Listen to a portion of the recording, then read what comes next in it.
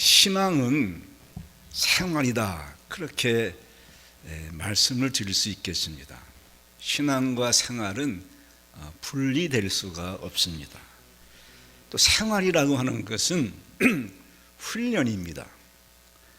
훈련이 없이는 생활을 바르게 이어갈 수가 없습니다. 훈련은 또 실천해야 됩니다. 우리가 5년부터 한 10년 동안 훈련이 없이 시간을 보낸다고 하면은 껍데기 신앙만 남습니다. 이스라엘 사람, 즉 유대 종교는 교육의 종교입니다. 그들은 태어나서 5세가 되면, 5살 되면은 회당, 시나고그에 입학을 해서 토라, 말씀을 배우고 탈무드, 조상의 전통을 의무적으로 배웁니다. 사람의 변화는 영적으로 변화가 되어야만이 진정한 변화를 체험할 수 있습니다. 인간은 육체와 혼과 영이 있지만은 그 영은 뿌리와 같기 때문에 이 뿌리가 되는 이 영적인 변화가 없이는 혼과 육을 변화시킬 수가 없습니다. 영적인 변화는 말씀과 기도를 통해서만이 영적인 변화가 옵니다. 그럼 혼의 변화도 오고 삶도 변화가 오게 됩니다. 유대인들이 노벨상의 3분의 1을 수상을 했습니다. 그리고 미국의 상위 부자 40명 가운데 2분의 1이, 절반이 유대인들입니다. 그들은 영적인 변화를 통해서 혼과 육을 다스림으로 지혜로운 삶을 살아가고 있습니다. 좋은 신앙이라고 하는 것은 올바른 신앙 고백이 있어야 됩니다. 올바른 신앙 고백이 없으면 신앙생활을 좋게 할 수가 없습니다. 올바른 신앙 고백은 나무의 뿌리와 같습니다. 예수님께서 가이사랴 빌립보에서 사람들이 나를 누구라 하느냐, 너희는 나를 누구라 하느냐 하면서 신앙 고백을 요구합니다. 그때 베드로가 바른 신앙 고백을 함으로 그 고백 위에 교회를 세우는데 음부의 권세도 해하지 못한다고 했습니다. 여러분의 신앙 고백이 잘못되어 있으면 뿌리가 병들거나 죽은 거나 마찬가지입니다.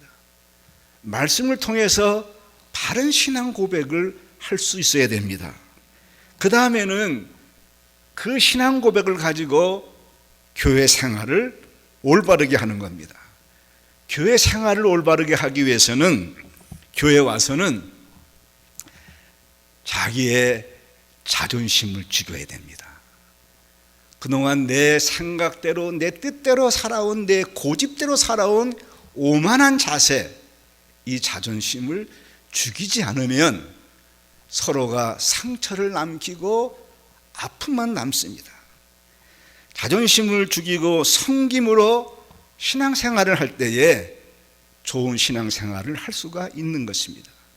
나무의 이 줄기와 같습니다. 그 다음에는 올바른 신앙은 역사의식을 갖는 것입니다. 그 시대에 백성들의 아픔이 무엇인가, 그 시대의 고난이 무엇인가, 이 시대의 사명이 무엇인가를 알고 그 고난과 함께 책임지는 것입니다. 올바른 신앙 고백, 올바른 교회 신앙생활, 올바른 역사의식을 가지면 좋은 신앙생활을 할 수 있고 좋은 교인이 될 줄로 믿습니다. 이스라엘 백성들은 역사를 통해서 사람이 얼마나 죄에 빠지기 쉬운 존재인가를 알았습니다. 얼마나 죄에 빠지기 쉬운 존재인지, 얼마나 하나님을 배신하는 존재인지 역사를 통해서 그의 삶 속에서 체험하고 느꼈습니다. 그래서 사람은, 우리 백성은 쉽게 죄에 빠지기 때문에 이 죄에 빠지지 않도록 서로가 견제하고 서로가 관리하고 그 안에서 신앙생활을 할 수 있도록 시스템을 만들고자 했습니다. 오늘 느헤미야가 수문에서 큰 부흥이 일어난 후에 놀라운 영적인 경험과 하나님의 은혜를 체험한 후에 지나고 나면 또 다 잊어버리기 때문에 약속을 만들고 결단하게 하고 서약서를 써서 서명하기로 했습니다. 서로 관리하고 견제하고 이 시스템 안에 들어오도록 한 것입니다. 느헤미야 총독, 그 다음에 제사장, 레위인, 족장 우두머리 84명의 이 지도자들이 약속에다가 서명을 했습니다. 이 서명, 문서화가 아주 중요합니다. 하버드 대학과 예일 대학의 심리학 보고서의 연구에 의하면은 미국 사회에서 노년에 안정적인 삶을 살아가는 사람, 가정이나 사회에서 톱클래스에 있는 사람을 조사해 보니까 3%, 그 다음으로 중산층으로 살아가는 사람은 10%, 특별하게 부를 쌓지 못하고 약간의 부채를 가지고 살아가는 사람들이 한 60%, 그 다음에는 남의 도움을 받지 않고는 살아갈 수 없는 상태에 놓인 사람이 27% 통계를 낸 후에 이 원인이 어디서 왔는가를 조사해 보니까는 3%의 톱클래스에 들어간 이 사람들은 공통점이 무엇인가 하면은 그들이 대학을 졸업하면서 인생의 계획을 세운 사람이라고 공통점이 나왔어요. 내가 앞으로 대학을 졸업한 후에 30대에, 40대에, 50대에, 60대까지 어떻게 살 것인가를 계획을 세운 사람은 톱클래스 3%에 들어가서 노년에 가정이나 사회에서 안정적인 삶을 살았다는 것입니다. 다음으로 중산층 한 10%, 이 사람들은 인생의 목적과 방향은 알았지만은 구체적으로 문서화하지 않은 사람이에요. 나는 이렇게 살겠다고 생각은 했지만은 문서로 만들지 않은 사람, 이 사람은 한 10% 정도로 중산층에 사는 사람들이고, 60% 해당하는 사람들은 짧은 계획, 한 1년에서 6년까지 계획만 세우고 문서화하지 않은 사람들은 근근히 살아가되 부채를 지고 가는 사람들이 있다는 것입니다. 그 다음 나머지 27%는 계획이 없어요. 그죠? 아무 계획 없이 하루하루 바쁘게 살아가는 사람, 이런 사람이 이제 27%라고 하는 거예요. 100명이라고 하면은 그 100명 가운데 노년에도 안정적이고 가정적이고 사회적으로 톱클래스 들어간 사람들은 3명인데 이분은 일생 동안 앞으로의 길을 계획한 사람이고 문서화했다는 거예요. 이런 한번 문서화하시기 바랍니다. 그냥 흘러 넘기지 마시고 계획을 한번 세워보세요. 그 다음에 중산층은 머릿속에만 있는 거예요.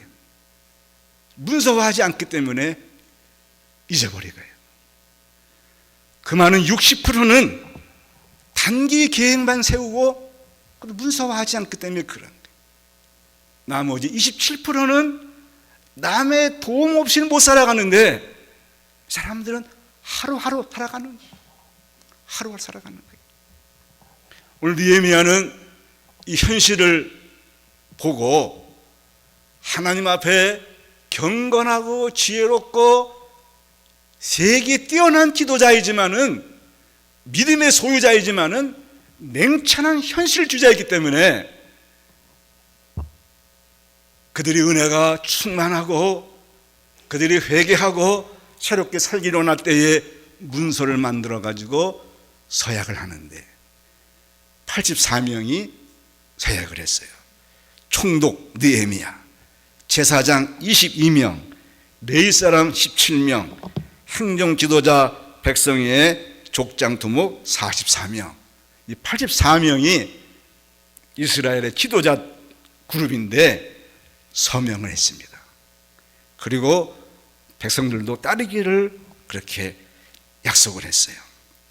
자, 불가능한 성벽 공사가 느헤미야를 통해서 재건되었고 예루살렘 성읍은 다시 활기를 찾았습니다.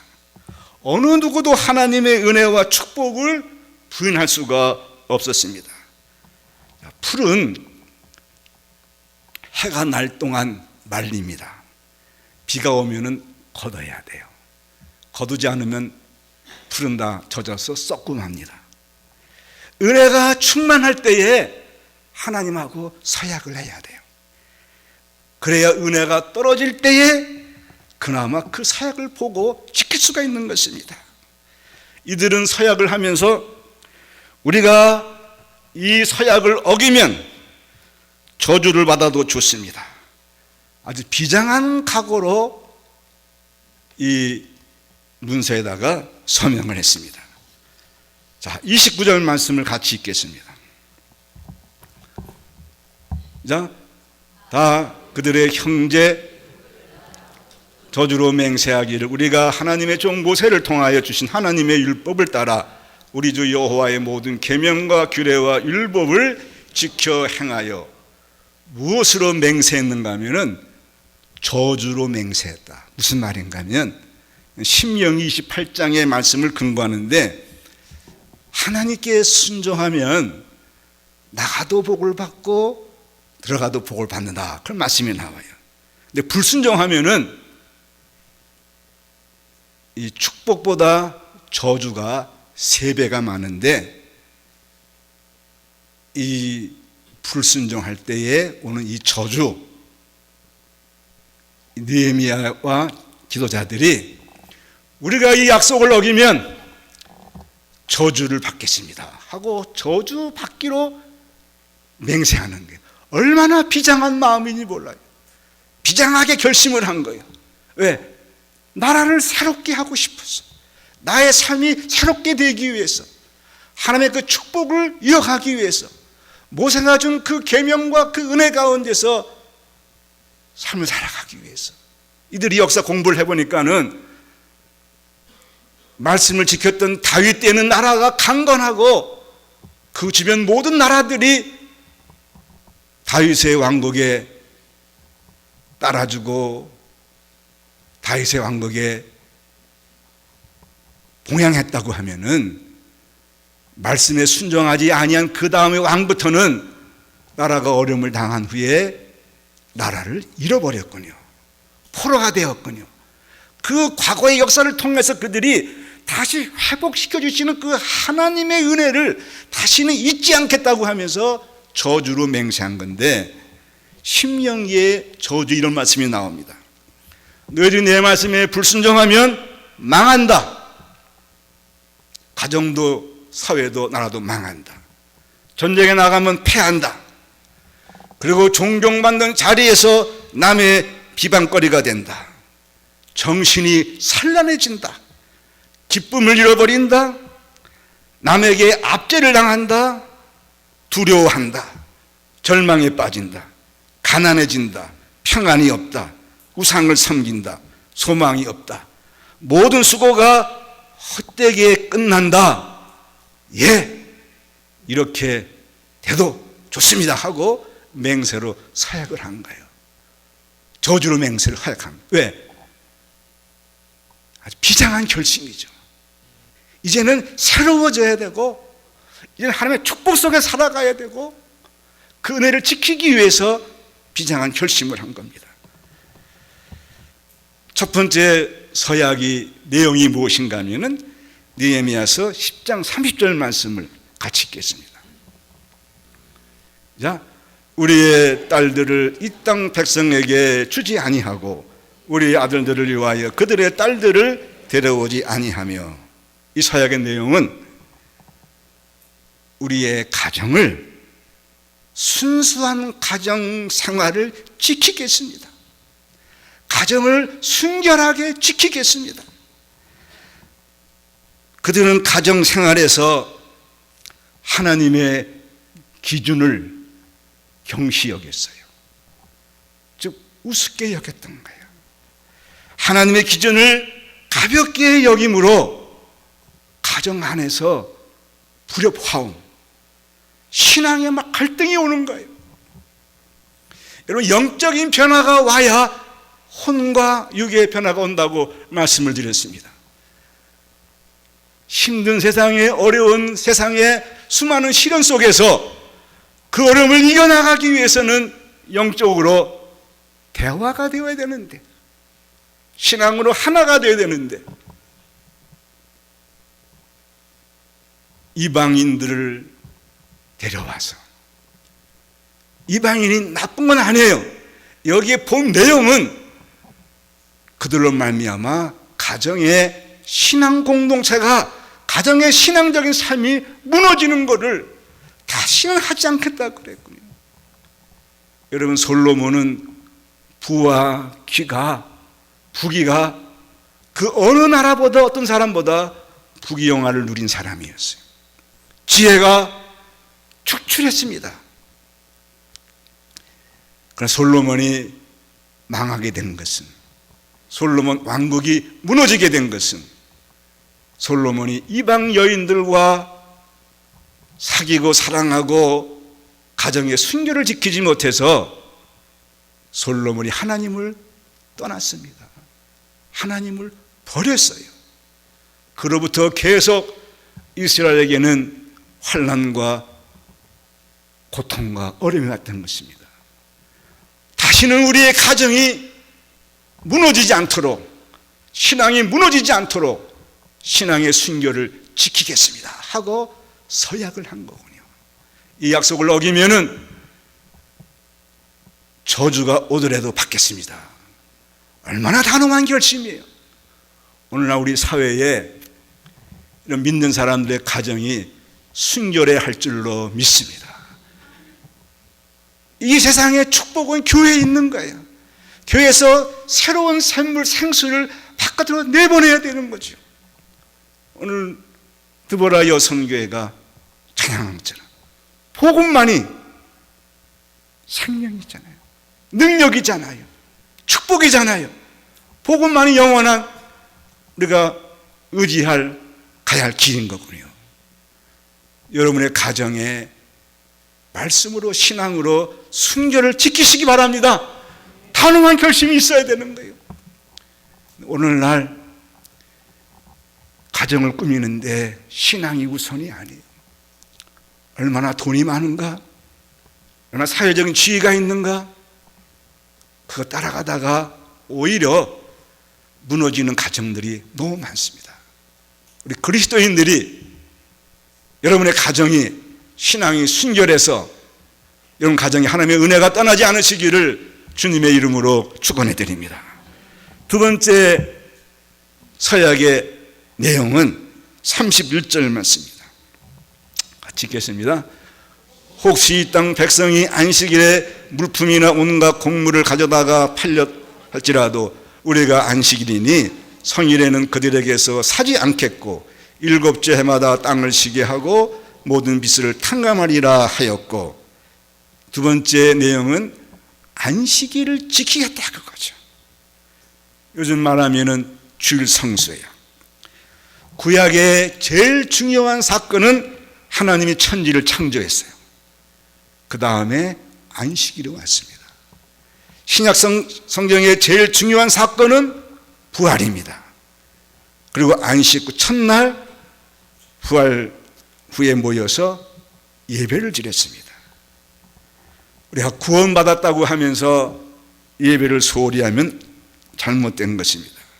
이 안식일은 온전히 자유를 주는 날이에요.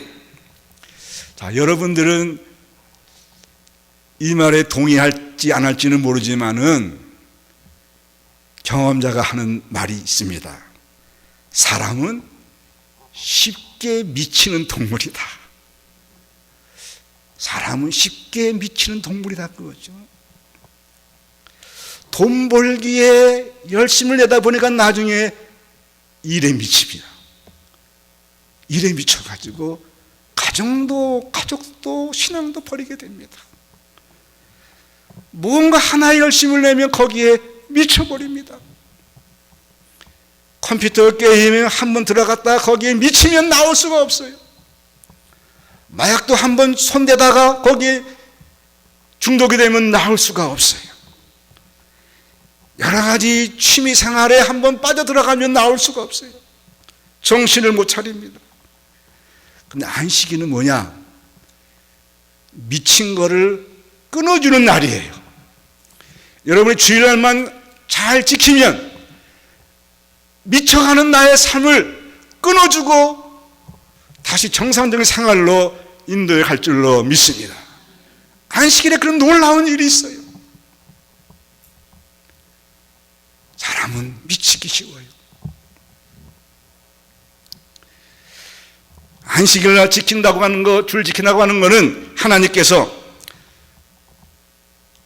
어느 때든지 얘야 이리 와라 하면 갈 수 있고, 그거 끊어라 하면은 끊는 그런 교리와도 같습니다. 자, 세상에 많은 사람들이, 잘 나가는 사람들이, 앞으로 유명한 인재가 될 사람들이 어느 날 추락을 해요. 어느 날 아주 추락을 해서 망조가 되는 사람을 보세요. 이 죄를 끊지 못하는 거군요. 주님이 이리 오라 하면은 예, 끊으라 하면은 예.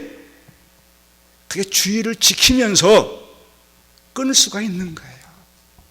여러분, 주일날 예배를 잘 드리면 하나님의 은혜가 함께 하시면 끊을 줄로 믿습니다. 예배가 살면 내 삶 속에 자유를 얻는 거예요. 이스라엘은 AD 70년 로마에 의해서 망한 후에 나라를 잃어버렸어요. 1948년도에 5월달에 독립을 했습니다. 거의 한 1900년간 나라를 잃어버렸어요. 사람들이 연구를 해봤어요. 어떻게 이스라엘이 나라가 망하지 않았느냐? 이스라엘이 안식일을 지켜서 그런가? 안식일이 이스라엘을 지켜준 것인가? 사람들은 전자를 말합니다. 그들이 나라를 잃어버린 상황에도 안식일을 지켰기 때문에 나라를 지켰다는 말이 있습니다. 여러분, 주일을 성수하시기 바랍니다. 시간을 내서 이 주일을 성수한다면 여러분들은 진정한 자유를 얻을 수가 있습니다. 말씀을 통해서 나의 그 죄를 끊을 수가 있고, 미친 거를 끊을 수가 있고, 주님 앞에서 생명을 얻으면, 은혜를 얻으면 바르게 살아갈 줄로 믿습니다. 이 은혜가 여러분에게 함께 하시기를 주님의 이름으로 축원해 드립니다. 세 번째 서약은 이제 하나님 앞에 물질을 드리는 11조를 말하고 있는데 35절에서 37절까지 같이 읽겠습니다. 시작.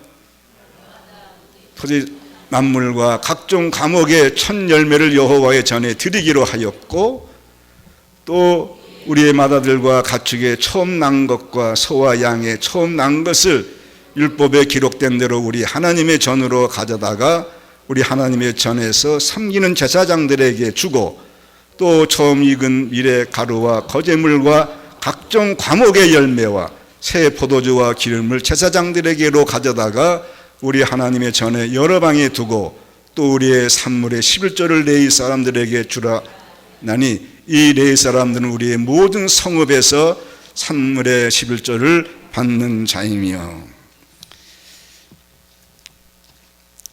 내가 저 사람을 사랑한다고 하면서 전혀 물질을 주지 않거나 쓰지 않으면은 진정한 사랑이 아니죠. 사랑에는 물질이 함께 갑니다. 정신과 물질은 함께 가는 겁니다. 별개가 아닙니다. 주님 말씀하시기를 너의 보화가 있는 것에 너의 마음도 있다. 물질이 있는 것에 내 인격이 있다 그랬습니다. 하나님께서 우리를 사랑하시기 때문에 인간의 몸으로 오신 것이, 육체로 오신 것이, 보이는 육체로 오신 것이 바로 사랑인 것이군요. 마음에만 있는 것이 아니라 몸도 가고 물질도 가는 거군요. 이 11조 생활을 하지 아니하므로 성전은 다 폐허가 되고 레인들은 나가서 장사하다 보니까는 영적으로 황폐가 돌아왔어요. 이 문제가 여기서 왔구나. 우리가 이제 하나님 앞에 12일을 드리겠다고 서약을 한 거예요. 11조를 드린 사람만이 진정으로 물질에서 자유함을 얻고 은혜를 경험하게 되는데, 세상에서 물질이 좀 부족해도 부자 부럽지 않게 행복을 느낀 사람이 있어요.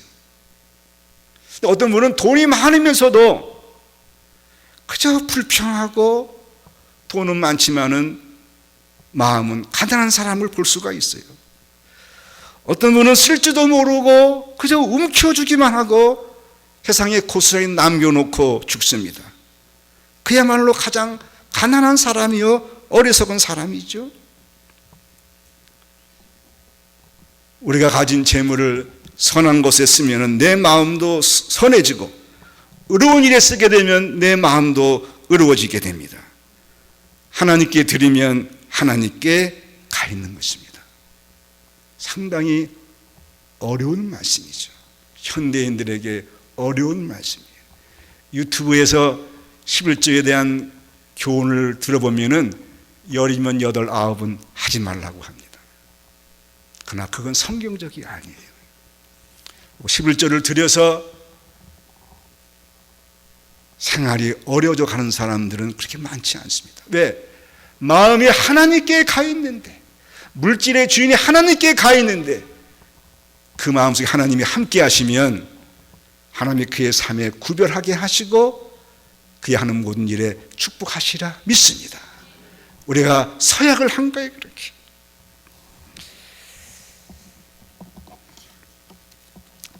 이스라엘 사람들에게 지혜를 모았다고 하는 탈무드에 이런 얘기가 있습니다. 한번 여러분에게 말씀드린 적이 있는데, 옛날에 왕이 있었는데 그 왕에 3사람의 친구가 있었습니다. 한 사람은 매일매일 만나는 절친한 친구였고, 하루도 만나지 못하면은 1시간도 떠나 있으면 안 되는 그런 절친한 친구였고, 또 한 친구는 보통 친구인데 만날 수도 있고 안 만날 수도 있는 그런 친구였습니다. 또 하나는 먼 친구인데 1년에 한 번 만날까 말까, 어쩌다 생각나면 한 번 만나는 정도의 친구가 있었다고 합니다. 이제 왕이 죽었습니다. 죽은 다음에 보니까는 매일 몇 시간 만나지 않으면 못 견디는 절친한 친구가 앞에 나타나지 않았어요. 그 친구는 돈입니다. 여러분이 죽은 다음에 돈은 여러분에게 따라가지 않습니다. 전혀 따라가지 않습니다. 두 번째 친구는 가족입니다. 그렇게 가까운 것처럼 느껴지지만은 내가 세상을 떠날 때에 문가에서 울고 있을 뿐이지 나를 위로하지는 못합니다. 근데 세 번째 친구는 멀리 있던 친구, 1년에 한 번 볼까 말까, 더 멀리 있는 친구는 죽은 다음에 아주 가까이 있는 걸 보았어요. 그 친구는 바로 선행이라고 합니다. 선행은 떠나지가 않습니다. 여러분이 물질의 자유함을 얻어야 선한 일의 부한자가 될 줄로 믿습니다. 그 선행은 끝까지 따라가는 거예요. 느헤미야는 사람들이 얼마나 쉽게 죄에 빠지는 걸 알았어요. 얼마나 쉽게 배신하고 떠나간 줄 알았어요. 문서화하고 약속을 해서 이 축복을 다시 받도록 했던 것입니다.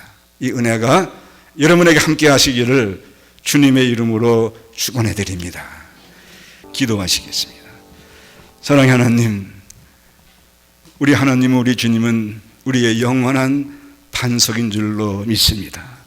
그 반석 위로 걸어가는 자 되게 하옵시고, 그 반석 위에 서서 주의 말씀에, 주의 계명에 순종함으로 진정한 자유함을 얻게 하시고 하나님의 보호하심과 지키심과 축복하심을 경험하는 주의 자녀 다 되게 하옵소서. 예수님의 이름으로 기도하옵나이다. 아멘.